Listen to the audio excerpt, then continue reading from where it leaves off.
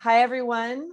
Um, Thank you so much for being here with us today. My name is Courtney Hunt, and I am the Art and Design Librarian here at The Ohio State University.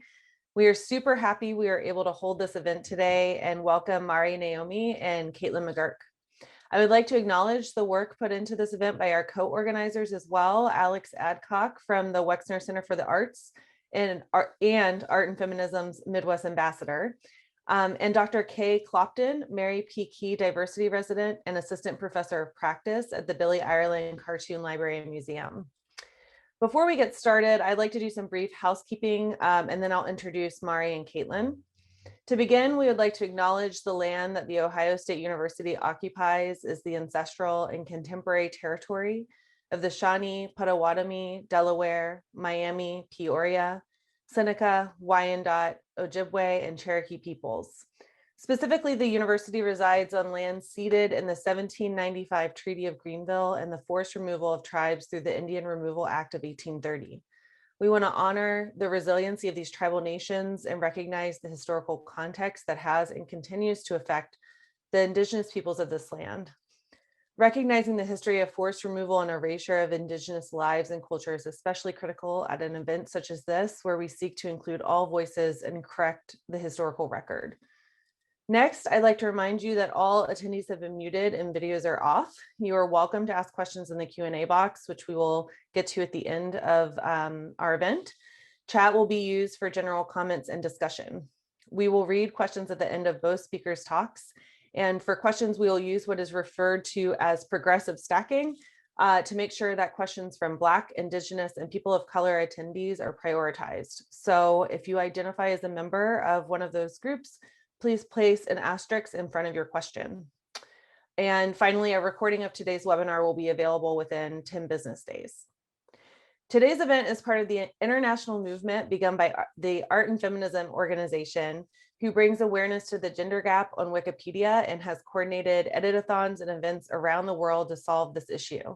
We will actually be holding our own virtual editathon this week on Wednesday from 12 to 4 p.m. And we really hope that next year we'll be able to do an in-person event. We do ask that folks interested in Wednesday's event register both for our Zoom event space as well as with our event dashboard on Wikipedia. If you have never edited on Wikipedia, do not despair. Don't be intimidated. We will have our Zoom event room open all 4 hours of the editathon, and we'll be on standby to support you in setting up your account, beginning to edit, or even figuring out what to work on. So you can join us there for a sense of community and support as we do this important work. Our guest today, Mari Naomi, exemplifies the spirit of art and feminism and the work that she has done creating databases for cartoonists of color, queer cartoonists, and cartoonists with disabilities. An author and artist herself, Mari has published a number of graphic novels, such as her graphic memoir, Kiss and Tell, a romantic resume, ages 0 through 22. She also toured with the feminist literary roadshow, Sister Spit, in 2011 and 2018. And for more information on Mari Naomi's many accomplishments and to visit her website, please take a look at the information page for the event on the library's website where you registered. Caitlin McGurk, who will be talking with Mari Naomi today, is OSU's own Associate Curator and Assistant Professor at the Billy Ireland Cartoon Library and Museum. There are many things I could say about Caitlin, who is an esteemed colleague of mine, and how much vibrancy she brings to university libraries. But since I'm limited on time, I will quickly note that in the past few years, Caitlin curated 2 incredible exhibitions at the Billy Ireland that highlighted women artists. First, Tell Me a Story Where the Bad Girl Wins, the life and art of Barbara Sherman, who is the subject of Caitlin's forthcoming book. Congrats, Caitlin. As well as Ladies First, a century of women's innovations in comics and cartoon art, co-curated by Dr. Rachel Miller. So that's enough for me. I'm going to let Caitlin get us to the good stuff today. So Caitlin, if you could please take it away. Hi, everyone. Thanks for being here. Unfortunately, it appears that Mari, our guest's internet has gone out. And so we are just going to give it a minute or two and hope that she's able to join us again shortly. But why don't I go ahead in the meantime and get us started. So thanks so much, Courtney, for that great introduction. And thank you all for joining us this afternoon. We're so happy see so many of you from all over the country. I'll remind folks again to please feel free to put your questions in the Q&A box at the bottom of your screen at any time during the program, and we will get to them all at the end. So although she's not here quite yet, I'm just gonna jump in. Before we get started, I wanted to call attention to the hate crimes that took place last week in Georgia, committed by a white supremacist who killed 8 people, including 6 Asian American women. There have been thousands of acts of violence and harassment over the past year against people of Asian descent. And while these prejudices have always been with us, our former president's insistence on using racist rhetoric when referring to the coronavirus has certainly added fuel onto the fire this particular year. In cartooning, it is all too easy. Oh, there she is.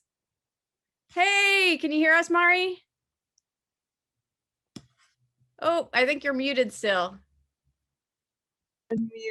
Sorry about that. That was the worst possible time for my internet to go out. That's okay. You know what? We are all like dealing with this weird pandemic world, and there are technical difficulties involved in virtual events. So I'm so glad you're here though. Why don't I start my intro for you over, well, not for you, but for our event over so that you can hear it too. So thanks for being here, Mari. I said good afternoon to everyone, but it's really good morning to you and probably to a lot of other people who may be joining us on the West Coast. So thanks for being here so early. So as I start to say, I wanted to call attention to the hate crimes that took place last week in Georgia, committed by a white supremacist who killed 8 people, including 6 Asian American women. There have been thousands of acts of violence and harassment over the past year against people of Asian descent. And while these prejudices have always been with us, our former president's insistence on using racist rhetoric when referring to the coronavirus has certainly added fuel to the fire this particular past year. In cartooning, it is all too easy to trace the othering and dehumanization of people of Asian descent. Going back to the horrific depictions that emerged in editorial cartoons around the time of the Chinese Exclusion Act of 1882 and the Asian Exclusion Act of 1924, to the recent and hotly contested decision by Dr. Seuss Enterprises to cease publication of 6 titles that included racist stereotypes of Asian and Black people. We are reminded again and again that realistic and respectful representation is such a key factor in the battle against the othering of people of color. And both through her many comics and graphic novels, as well as her database work, Mari Naomi is a major force in pushing this dialogue forward and holding us all accountable to read, create, and celebrate diverse comics. Ohio State Professor Emeritus Rudine Sims Bishop, who's a scholar of children's literature, has referred to books as both windows and mirrors. As windows, they offer views of worlds and points of view that may be different from ours. They can also be mirrors, as literature reflects human experience back to us, and in that reflection, we can see our own lives represented. Mari, I've heard you express that your work on these databases, and of course your work on your graphic novels, is very personal to you.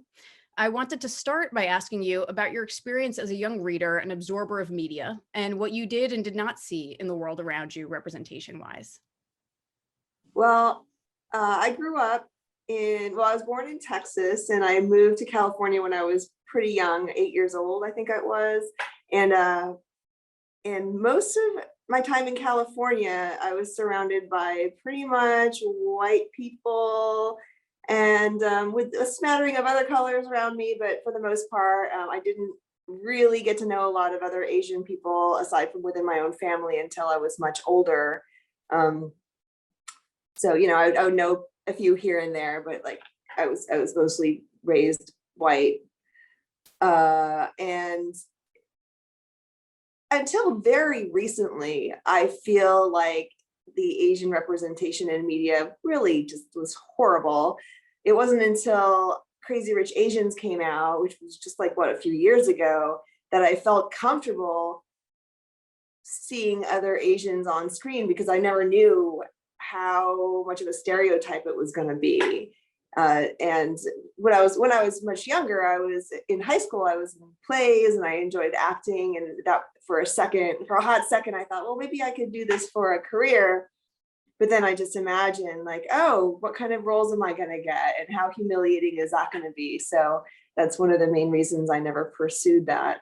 So So yeah, representation pretty much sucked growing up. And it still sucks sometimes. I still, there's still shows that I love that I love despite this very racist episode. Sherlock Holmes is a big one. That second episode of Sherlock Holmes with all the Orientalism, I just cannot handle. But I love that show so much that I'll just skip over that episode. Were there any like either cartoonists, if you were reading comics at a young age, or authors that you felt like you were able to turn to for what you felt like was good representation?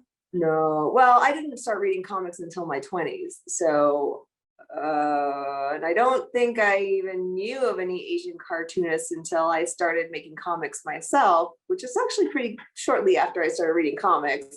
And these are just people I met at conventions, but I don't feel like they had a lot of a huge platform, certainly not in major media. I mean, I think Adrian Tomine was the closest, and he's half Japanese like me, but I don't know that I felt like he represented me exactly, but I did appreciate his comics a lot in the 90s. Yeah, and I know that you worked in video games too, like before and at the same time as you've worked in comics, going back to the 90s. And of course, comics and video games are extremely male-dominated fields. So Yeah. I'm just curious about, what role you felt like your race, gender, and sexuality played in your experiences, both in video games and then especially in breaking into comics. Well, with video games, I worked at a Japanese company, or actually a number of Japanese companies. So the race thing wasn't really an issue. The gender thing was absolutely an issue. I was often the only woman in the room who wasn't in marketing or some other ancillary department. And I was part of the creative team. I was a producer, I was a writer. And in fact, I got my first producer gig, and my essay was all about being a woman in comics and in video games, and constantly being told your opinion doesn't matter, which I was literally told that again and again, sometimes by other women, but all within the video game industry. And I very much had an agenda. I wanted to make video games more accessible to non-men because I wanted to enjoy the video games, and I love video games. I don't really play them anymore, but at the time I was pretty into them. So that was a huge aspect. I don't know that my sexuality really did anything. I don't think that had anything to do with video games. I didn't really talk about sex at work.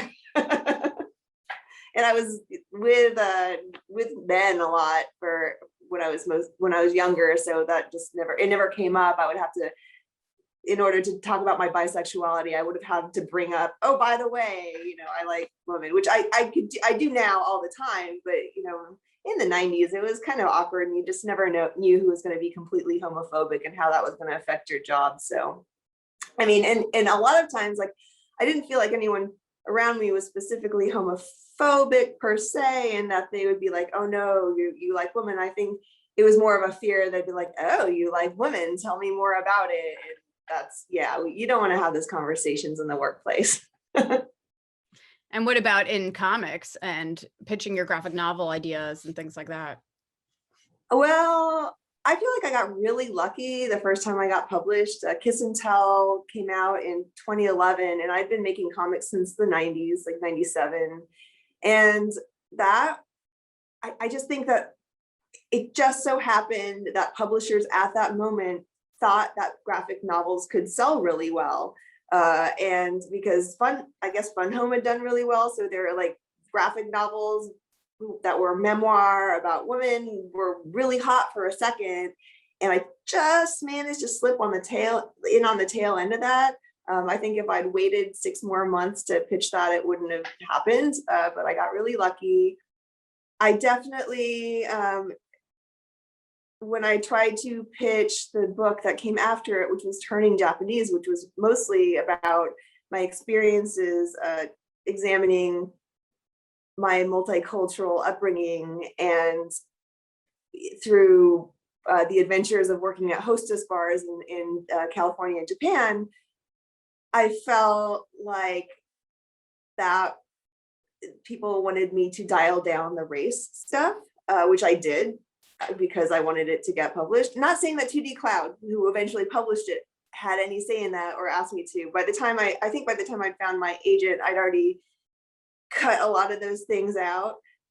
So, you know, everyone who was involved in the making of that book was super supportive and wonderful. But before that, leading up to that, when I was trying to find the publisher, it just people would use coded words. You could see it on the screen right now where they said it was not universal enough, which, you know, what does that mean? I mean, maybe it had nothing to do with race, but like that's what it felt like. That's the problem with misogyny and racism, is a lot of times when someone's being that way towards you, you're not sure if they're just a jerk or if it's racism or misogyny, and you're kind of gaslighting yourself because you don't want to assume the worst of people. So you're like, well, maybe he wasn't really looking at my breasts. Maybe, you know, maybe his eyes were, maybe he's just zoning out. Like you do that all the time. And I certainly did that.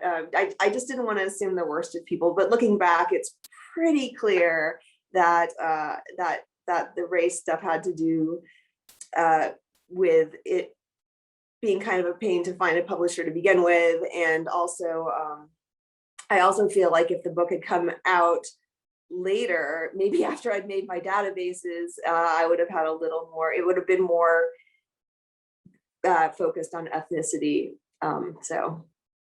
But what are you gonna do? I love the book as it is. I'm happy it came out the way it did. But yeah, I do notice also sometimes people will review it saying, oh, I wish there was more stuff about race in here. Huh. And I'm like yelling at the screen, yes, you and me both. I wanted Yeah. that too. Not how it worked out. So Well, you're in addition to that book, you're the author of 8 graphic novels. It was my picture. There we go. Of 8 different graphic novels and countless mini comics and web comics.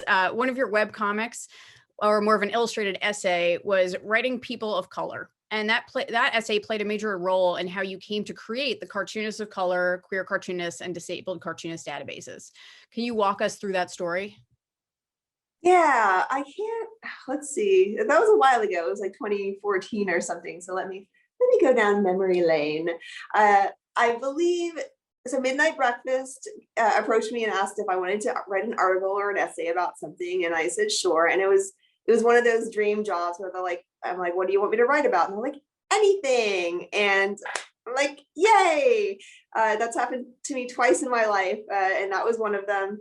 And I wanted to write about racism, or specifically omitting people of color, their voices in the media in general. I was pretty angry because I think it was BuzzFeed or one of those places that just had a list of very specific like comics, and it was something about women who write about sex or something, and I was like, oh, I wonder if I'm on this list, and I'm like, oh, I'm not, and oh, look, it's all white people, and I got pretty annoyed at that, and it just that started me thinking, like, why is it that only white people are, I mean, it's fine if they leave me out, like maybe I'm not that important, but like surely there's other people who aren't white or who aren't straight or whatever who could be featured more. And it just sent me down this rabbit hole where I was like, I can't be the only one. Like I know, at least 4 other people of color, and I didn't know a lot of people in the industry back then. So I'd list them out in my head. I'm like, there's more of us. I'm sure there's more. And, it's a big old industry. Anyway, so I was able to write this article, but I was not, and I shouldn't have been confident enough to say that I know everything. And this is how you write people of color if you're a person of a different color. Like I felt like I wanted to reach out to other people of color, specifically cartoonists who have advice on how to do this and what they might think. And so I reached out to some people, but I was like, there's probably more people out there. So I started doing a little research on my own. I'm like, well, who else is there? And I took to Twitter, I took to Facebook, and just asked the question, like, who are the people of color in comics? Because when I looked online, when I Googled it, there's nothing, there's no information. So I get so angry thinking about it, where I'm like, there's nothing. anyway, I promised myself I wasn't going to get emotional thinking about this. Anyway, so I think, I came up with a list of maybe 30 people on my own. And then with the internet's help, I came up with like 100, 150 people where I'm like, that's a lot of people. And I'm like, this should really be, someone should really start a list of these people, so we could tell people off when they say there's no people of color in comics. And then I realized that I was the one who was holding this list, so I had to do it. So.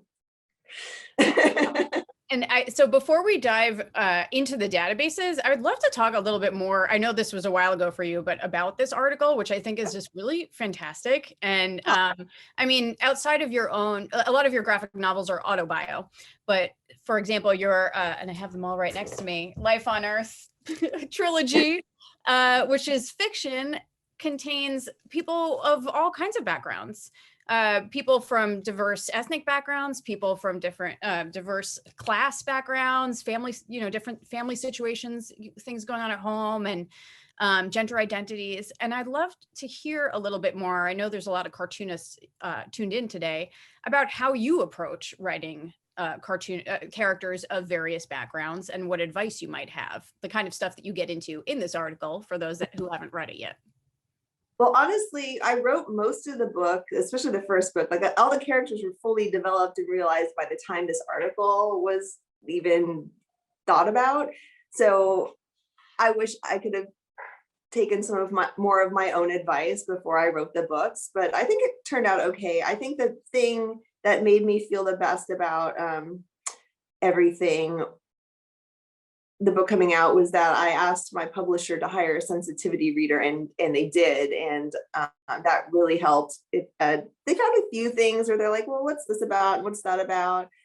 Nothing huge, but a few things that made me think, oh, why did I do this? And, why did I make this decision? And, that is kind of racist, and, just trying to suss out my own racism and how I, put that onto my characters. But for the most part, it just made me feel really confident, like, okay, there's nothing terribly offensive in here. And yeah, so going forward, I wasn't afraid of someone unearthing something horrible and then me having to deal with the internet shame fallout of it. But what I did, and it was my first, it's not the first fiction that I've written, but it's the first fiction that I've published.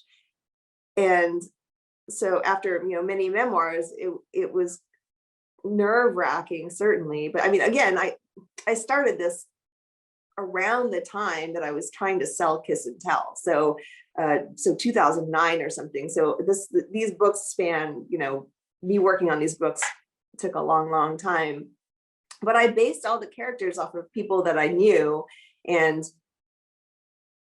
very, very, pretty specifically on ex-boyfriends and ex-girlfriends, and just people I knew very intimately. And even though it was still my interpretation of them, but it was easier for me to put myself in their shoes because they actually existed.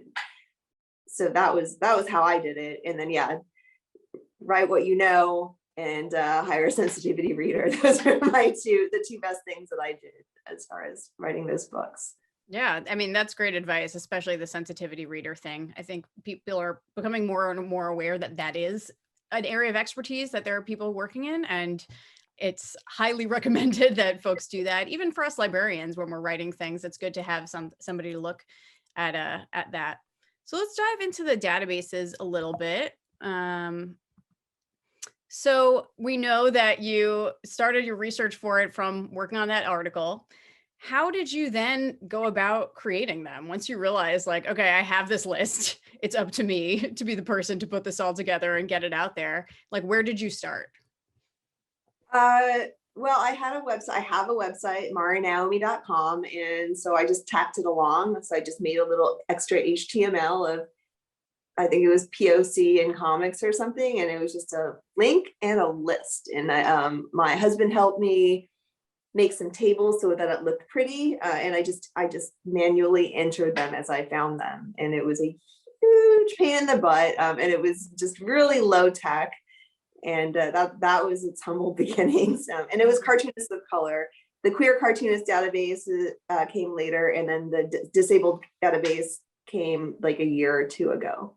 So how did you go about finding artists at first? Or were you asking people like if they wanted to be listed, or just trying to find information about artists and putting them on there?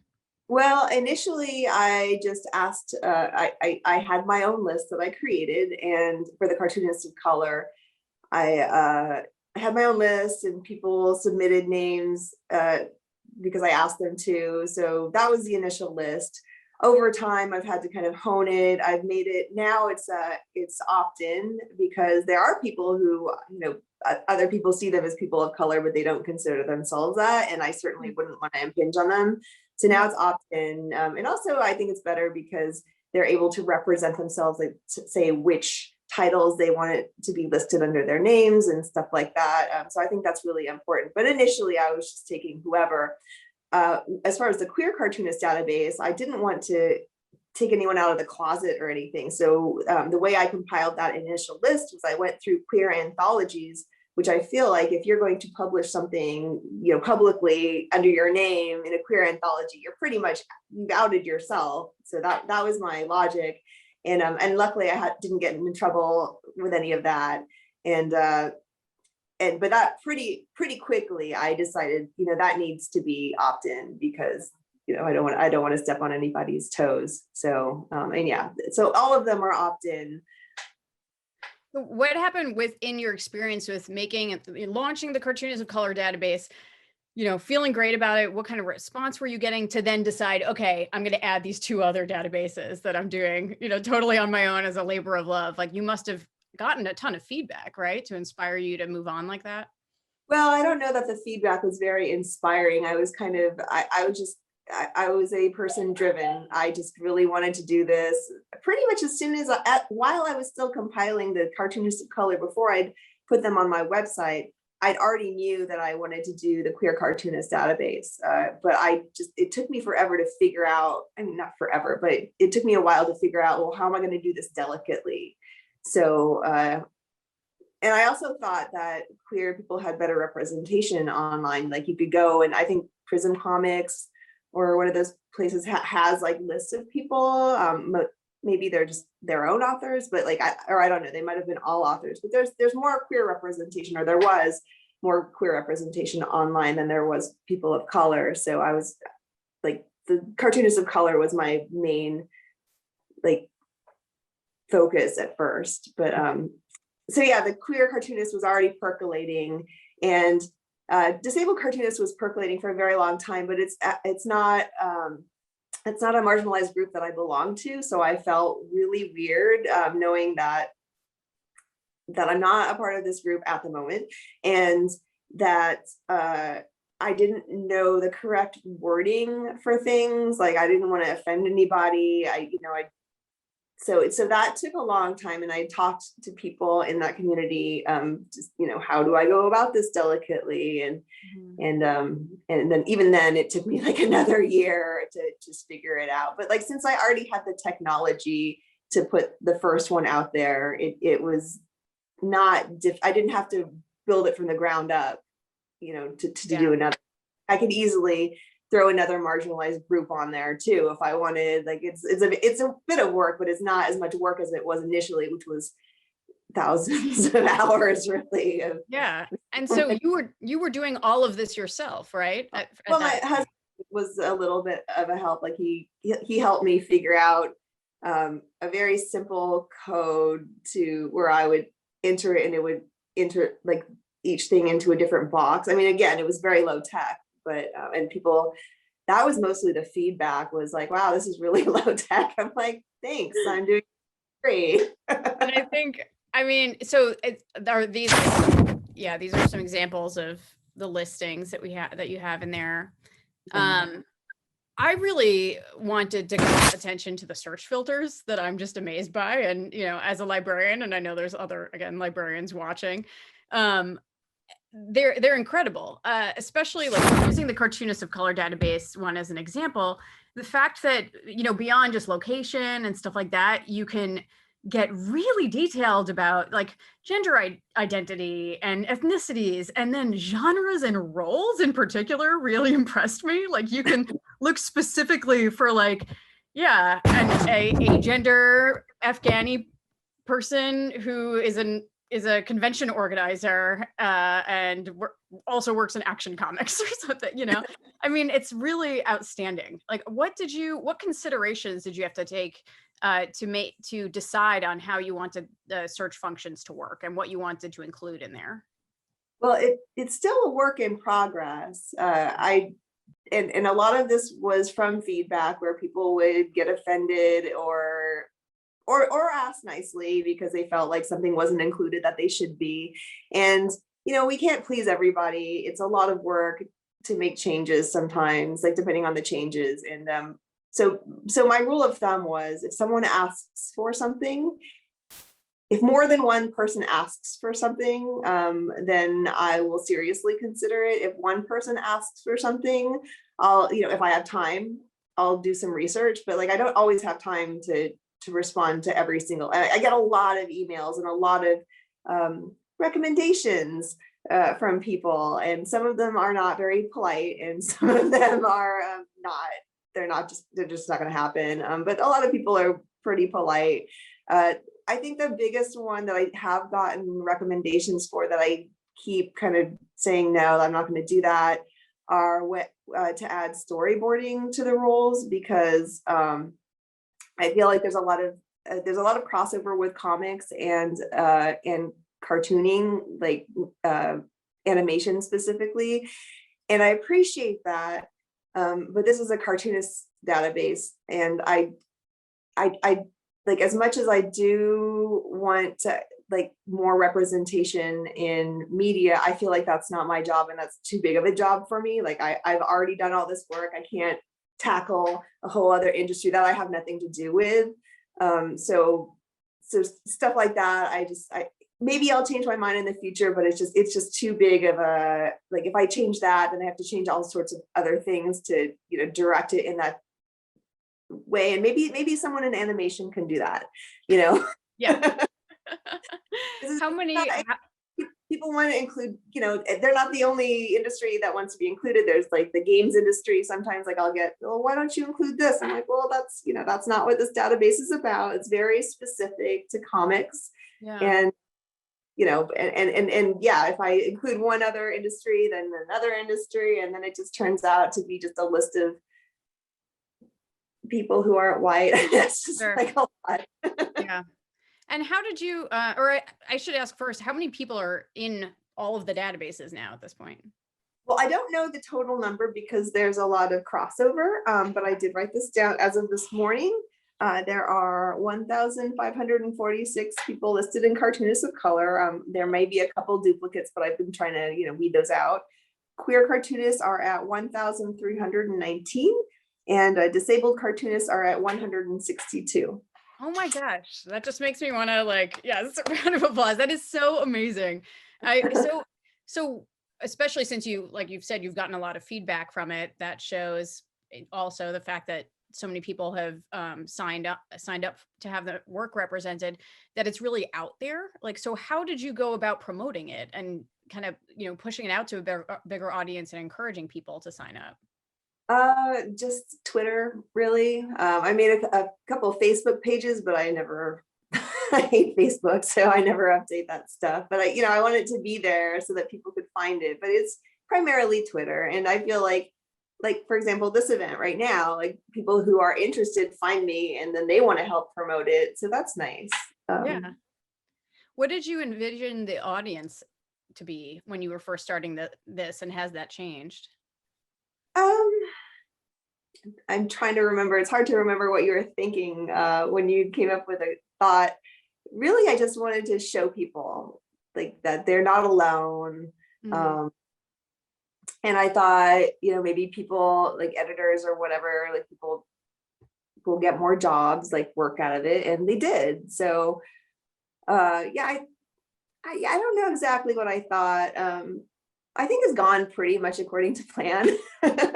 Like people get jobs. Like when I found out that booksellers were going through the database and finding books to carry, like that was like, I didn't expect that. That was really nice. That's amazing. Yeah, can you share with us some like success stories if you've got any like heartwarming things people have told you? I don't think I could do it without crying, but so I yeah, just no, I can't. Oh, we're all friends here. I mean, we adore you and what you've done here so much. So I just would love to like get to celebrate these things. I mean, I feel like I maybe in reading about you heard someone got their first gallery show based on this. So if you can't say it, I will. And like maybe some book deals or Yeah. so like these Sorry. these artists who were not maybe getting the attention they deserved before are now being spotlighted because of you. And there's discovery happening there that is really just amazing. I mean, it's something that we use at the Billie Ireland. We use your databases. So thank you. Sorry to make you cry. Can you tell us a little bit about Cameron Decker and what he brought to the site and the game changer that he was? He's amazing. So when I started, like I mentioned, I got a lot of very critical emails saying, this is a great resource, but wow, it sure is ugly. Like I got a lot of those. I'm not a web designer. I'm not, I'm pretty much, as I get older, I'm turning more and more into a Luddite. Like it's just hard for me to focus on my job, which is making comics and also, the latest technologies or whatever. So yeah, I was actually okay with it looking not great. And I got a lot of people, very nice people offering to help me. But I didn't feel comfortable taking free work, or taking work for free. And so people this includes a lot of people have offered to help me with like interning and stuff. And, for the databases and for my comics. And like, even though I kind of desperately need it sometimes, I just don't feel comfortable not paying someone. And I just couldn't afford to pay anybody at the time. So I would always politely refuse, but like keep their names in case it got too bad. And when I started this database, I think the only surprise was that it would be around so long. Like I just thought this would be around for a year or two. And, hopefully it won't be needed someday. I keep hoping. So it's not like I really saw it as a super long-term project with mine. Oh gosh, it's been what, 2014? That's a long time. Yep, time flies. Yeah, that's a while. So Cameron was one of the people who approached me, and I'd been turning people down. But what he did was really, smart, because people would argue with me, like, take my free work. I'm like, no. But so he actually designed the database and then sent me the designs and said, hi, I'd like to help you make this. Here's some ideas I have, and this is the work. He'd already done it. And I'm like, this is amazing. Okay. Who is he? He's just a comics reader and fan? He's a reader. I think, he's a white guy. He lives in Kalamazoo. He has pet ferrets. He's amazing. He's a poet. He makes zines. But he's also a web designer guy, and he's been such a dream to work with. Like, so we had a couple of meetings over Google Hangouts or whatever, and yeah, he put something together. Eventually, I started having more money, which was nice, and so I do pay him now for his services. Probably not as much as he's worth, but I do give him money now because I couldn't not. Like, I started a Patreon in 2014, and around the time I started the databases, and that took a while to get off the ground. And I mostly just do diary comics from it, but that's how I fund the databases. Okay. Really, I mean, also I fund it from my own, my royalties and from all the other work I do. I mean, it costs. I'm not making money off of the data. So what you're saying is you are funding it, basically. And yeah. I mean, I can't imagine, as you said, the thousands of hours that have gone in to doing this. I mean, what you have done is such a gift to this community, and as I said, to librarians, and obviously to the cartoonists themselves. So thank you so much, Mari. And I see that Courtney has joined us, so that must mean that we're Already, wow. Almost out of Hi. time. Time for questions. Okay. And if we don't, I'm sure we have lots, but I have tons more too. So let's just dive into what the audience has to say. Yeah, and so just to remind everyone, we are doing progressive stacking. So if you identify as someone from an underrepresented group, please put an asterisk before your question. We'll move it up the list. We are still taking questions in the Q&A, so feel free to put questions in there as Mari is answering questions. And then I also just want to say, like, let's figure out a way to get you paid for this enormous amount of labor. There's so many databases that are probably like less useful than these that people get paid lots of money for. So, all right. So What? How does that work? yeah. So I'm gonna start us off with a question from Christina Agu, who says, "Hello, Mari. I wanted to ask how you dealt with the difficulties of burnout as an artist, especially while fighting for representation and your voice to be heard in different medias." Oh man. I mean, that's a struggle. It's a constant struggle. I don't know, just as long as my passion is stronger than my exhaustion, I just keep going. But like, I could stop at any moment. So, and just tend to my butterflies and garden. Like, you never know. I don't know the answer to your question because I haven't figured out the answer for myself. Sorry. I think that's a fair question. We could also all come together and try and help each other out on that, right? I've definitely felt burnt out by the databases on many, many occasions where I'm just like, this is not worth it. I get a lot of trolls through them. Like, it's been kind of a bummer sometimes, but then every time I hear like a happy story when something good happens to someone, they get a book deal or something fun, or even they just connect with other people, that just makes it, that's the gasoline that fuels the fire, and I keep going. So I guess once people stop reading my work or liking my work or using the databases, like that's just an indication to move on, because without the appreciation or the, knowing that I'm making a difference, like there's really no point. Maybe I'd keep making comics for myself though, because I enjoy it. Yeah, definitely. So we have another question from Christine Pasala Norland, who says, when was the point in your career when you sought out a lit agent, and what should one look for in a lit agent? Oh man, I love agents in general. I've had 2 agents over the course of my career so far. Really, you don't really, I think you need an agent when you realize that you have a book idea that you want to sell to a publisher. That's when you need one.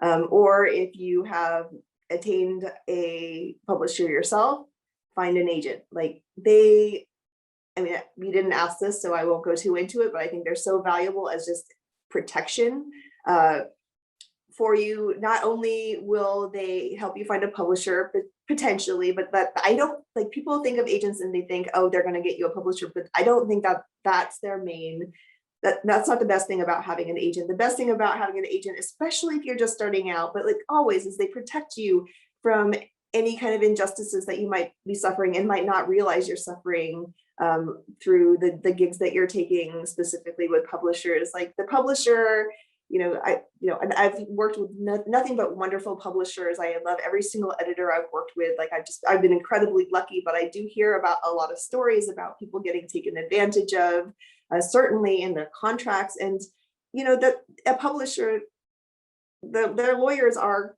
protecting the publisher, not you. And so it's more than just like a percentage, but it's about your rights, as like what kind of rights do you keep? Keeping your copyright is very important, but also keeping your rights for other media in case this thing takes off, or foreign rights or whatever. Like there's so many things that you as a creator probably aren't going to think about. I certainly don't. I look at a contract and my eyes start crossing. I don't. That part of my brain is so fuzzy, I've been such a creative for so long, like that part of my brain barely even works anymore. And I can't look at legal documents So, but that's one thing, but also your bill collectors, which is huge. Like, also if you get asked something, for something from the person that you're working with, you have someone, the agent, who, presumably has more experience with editors than you can ask them, is this okay? Is that they're asking me of this? Should I get more money for this? Or, should I say no? Or, and they will tell you, oh yeah, that's part of it. Or, oh, hey, that's not cool. But yeah, also if they're not paying you, which is very common in, as a freelancer, but in this industry, like, people aren't necessarily rushing out to pay the people that they're hiring. So, you want to have someone who's going to be your debt collector, someone who's going to watch over you and make sure you're being treated fairly, someone who's just on your side. That's just a huge thing. Like, my agent, his name is Gordon Warnock with Fuse Literary. I freaking adore him. He's, many times when I thought, I felt burnt out, I felt just disparaged, like, what am I even doing with this? Like, he's just a cheerleader, and they're good for so many things. Like, I feel like they're 15% or whatever is just, it's more than worth it. Yeah. Sorry, that I'm very passionate about agents, and whenever I hear a friend is publishing a book without one, I get very protective. I'm like, no, you need an agent.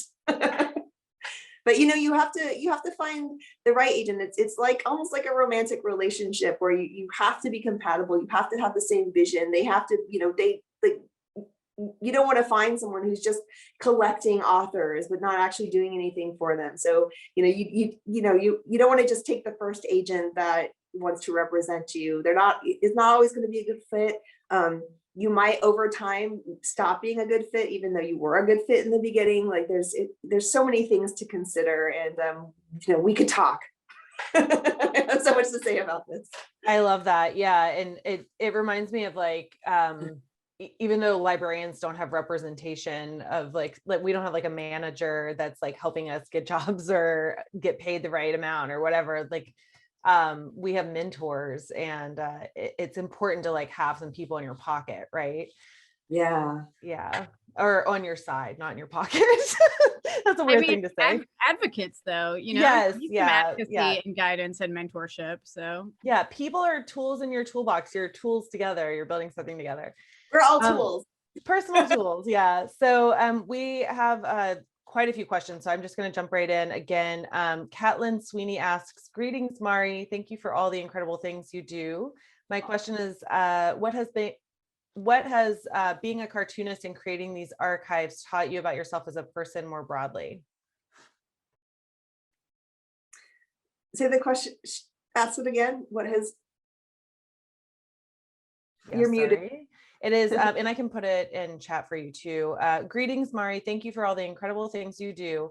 My question is that what has being a cartoonist and creating these archives taught you about yourself as a person broadly?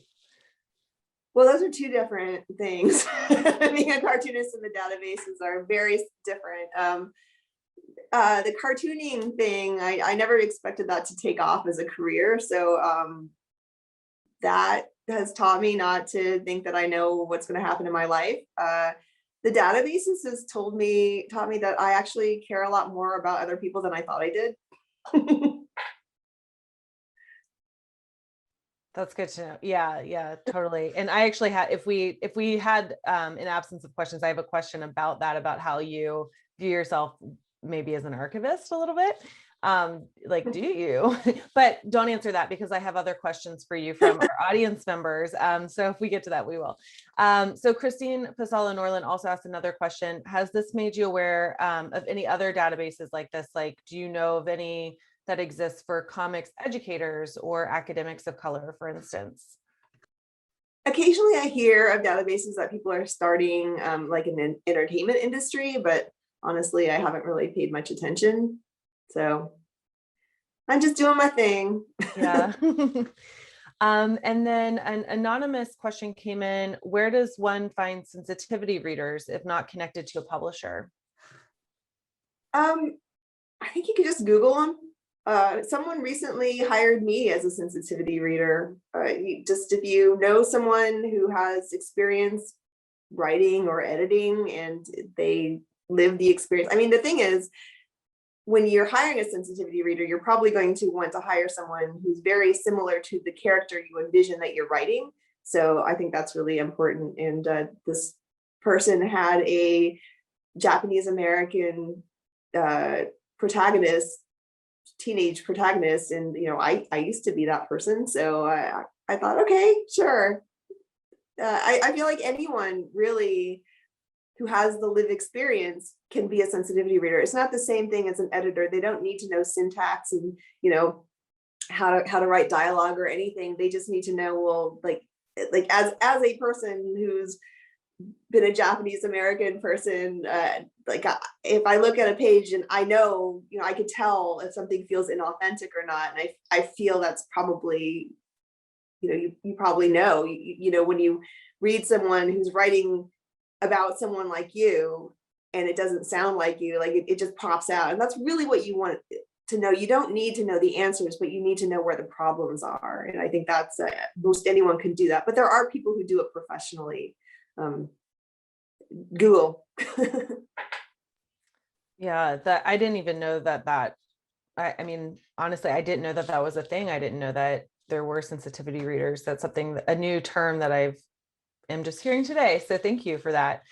Mariah Burton Nelson asks, I'm curious about drawing diary comics and drawing in general.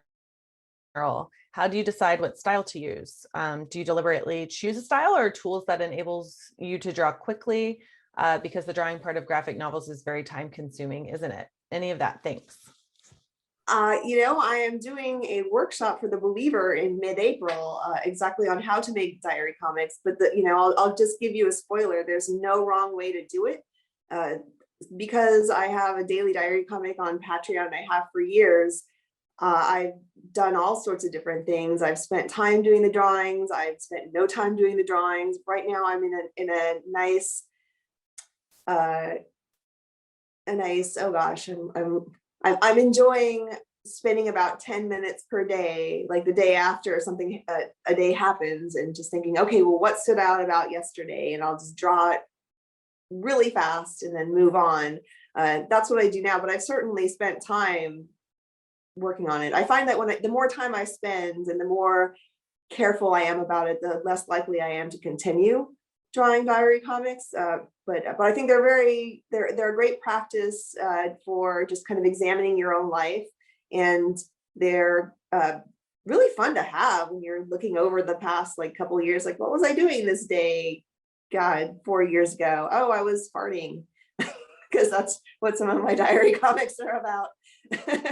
but it's too much to answer in a quick question. So yeah, sign up for the workshop. It's free.